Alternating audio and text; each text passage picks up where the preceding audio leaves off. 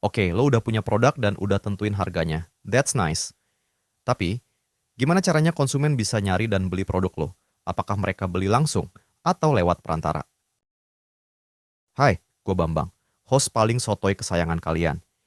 Di video ini gue mau bahas tentang place, salah satu komponen dalam marketing mix. Pembahasan tentang place akan gue bagi jadi dua video. Di video pertama ini, gue bakal bahas tentang definisi place dan distribution channel. Ntar di video kedua, gue bakal bahas tentang strategi distribution dan penentuan place. Udah siap?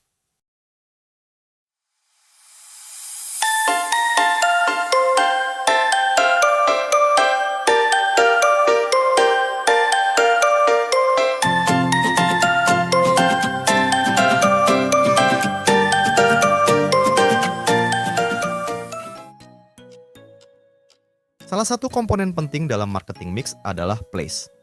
Zaman dulu, yang namanya place itu ngomongin soal lokasi secara fisik.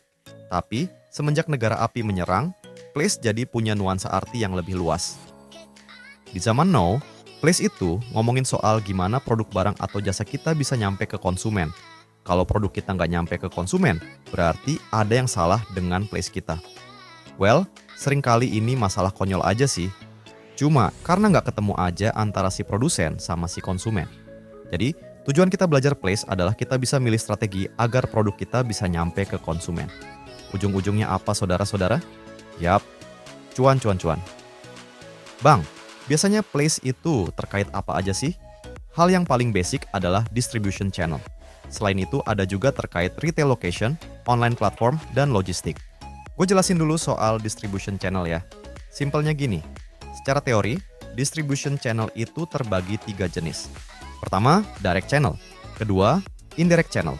Ketiga, gabungan antara direct channel dan indirect channel, yaitu hybrid channel. Yang dimaksud direct channel tuh kalau produsen ngejual produknya langsung ke konsumen, nggak pakai perantara. Misal, gue lapar nih, terus gue pergi makan di warung Padang langganan gue di pertigaan depan komplek. Atau pas kita mau cabut gigi, kan kita langsung tuh ke dokter gigi. Intinya, kalau untuk direct channel itu biasanya hubungannya langsung antara produsen dan konsumen. Keuntungannya apa aja? Gue sebutin 3 aja ya. Kalau ada yang mau nambahin, monggo. Pertama, full control. Produsen bisa ngontrol harga, branding, dan user experience. Kedua, bigger profit. Produsen nggak perlu mikirin profit share dengan pihak ketiga. Ketiga, customer relationship. Bisa dapetin feedback langsung dari konsumen dan bisa membangun loyalitas. Terus kerugiannya apa aja? Supaya fair, gue sebutin 3 juga deh. Pertama, biaya operasional tinggi. Produsen harus ngelola stok, delivery, customer service, dan sebagainya. Kedua, skalabilitasnya juga terbatas. Istilahnya, dia fight sendirian. Makin luas wilayah yang dilayanin, maka makin capek dan makin besar biayanya. Ketiga, butuh promotion yang kuat. Ya iyalah, dia harus promosiin produknya sendirian. Kalau gotong royong sama distributor kan lebih enak. Jadi, udah paham ya cuy soal direct channel?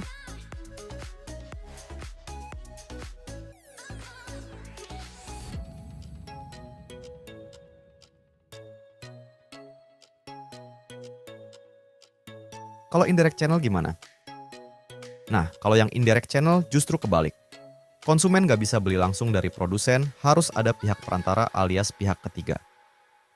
Coba gue tanya, kalau kalian yang mau beli susu ultra, kalian langsung beli ke pabrik atau beli di warung, swalayan, Alfamart atau Indomaret dan sebagainya? Pasti lewat pihak ketiga dong. Di luar Nurul sih, kalau mau beli susu ultra 1 liter aja, mesti ke pabriknya langsung. Indirect channel ini bisa macam-macam cuy. Ada yang one level, maksudnya perantaranya cuma 1 level, kayak di gambar ini. Terus ada 2 level, maksudnya perantaranya lebih dari 1 level. Ada distributor, ada agen, ada retailer, dan sebagainya. Kayak di gambar ini. Selain channel secara fisik, bisa juga channel secara virtual.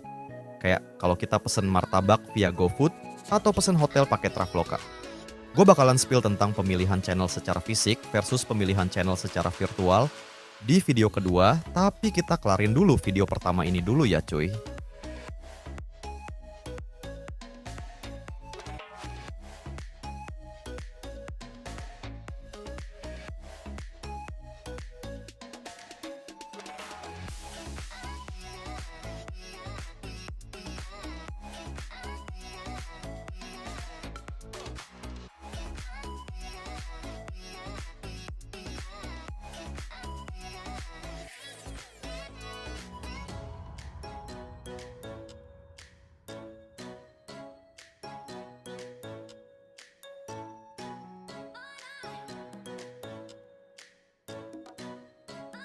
By the way, Busway, kalian tahu brand Bata? Aduh, salah gambar. Bukan yang ini maksud gue. Merek sepatu Bata maksud gue. Nah, bener yang ini maksud gue. Sepatu Bata memiliki outlet mereka sendiri, alias direct channel. Tetapi sepatu Bata juga bisa kita dapatkan di department store seperti Ramayana. Department store seperti Ramayana adalah indirect channelnya sepatu Bata. Ini yang kita sebut sebagai hybrid channel, yaitu sebuah perusahaan menggunakan direct channel dan indirect channel secara bersamaan untuk memasarkan produknya. Keuntungannya apa aja, Bang? Pertama, lebih fleksibel.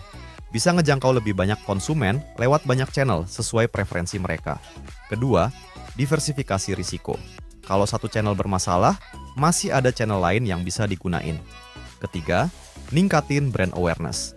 Makin banyak tempat ngejual produk, brand tunya makin dikenal oleh konsumen. Sekarang, kerugiannya. Pertama, manajemen lebih kompleks. Harus ngelola beberapa channel sekaligus, termasuk logistik dan pricing. Kedua, potensi konflik antar channel. Misal, harga di toko resmi lebih mahal dibanding harga di marketplace. Ketiga, biaya tinggi. Harus ngalokasiin sumber daya untuk ngelola direct dan indirect channel secara bersamaan. Oh iya, kalian pernah dengar istilah multi-channel dan omni-channel? Banyak loh orang yang nggak ngerti bedanya dengan hybrid channel. Well, untuk yang belum ngerti apa bedanya, please check this out. Silahkan dibaca ya cuy. Ini adalah rangkuman sederhana gua tentang bedanya antara multi-channel, hybrid channel, dan omni-channel.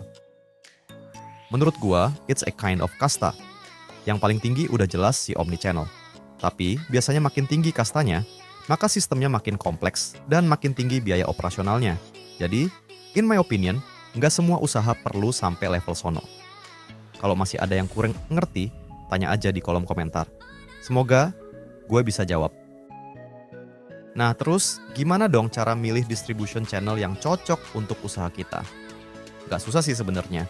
Pertimbangkan beberapa faktor ini. 1. Biaya alias cost. Segala sesuatu ada trade-off-nya. Margin akan lebih besar kalau pakai direct channel. Tapi cost untuk promosi dan logistik juga gede. Margin lebih tipis kalau pakai indirect channel, tapi cost promosi dan logistik lebih ringan. Kedua, jangkauan pasar. Kalau kita mau fokus di suatu daerah saja, kita bisa pakai direct channel. Tapi kalau kita mau jangkauannya lebih luas, kita bisa pakai indirect dan hybrid channel. Ketiga, jenis produk. Produk yang umurnya pendek kayak sayur mayur dan buah-buahan, mendingan pakai direct channel. Kalau produk yang umurnya lebih panjang, bisa pakai indirect channel. Keempat, target market. Pertimbangin lokasi geografis dan demografi target market. Pertimbangkan juga psikografi, preferensi, dan selera mereka. Kelima, teknologi. Zaman baheu lama, segala sesuatu harus dilakukan sendiri dan butuh biaya tinggi. Zaman sekarang udah beda.